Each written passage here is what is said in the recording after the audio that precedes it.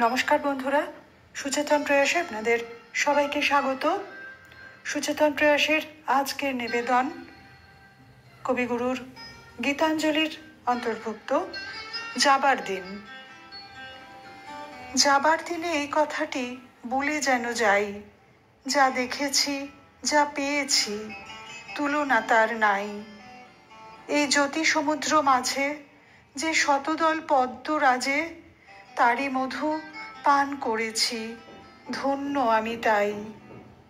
যাবার দিনে এই কথাটি জানিয়ে যেন যাই।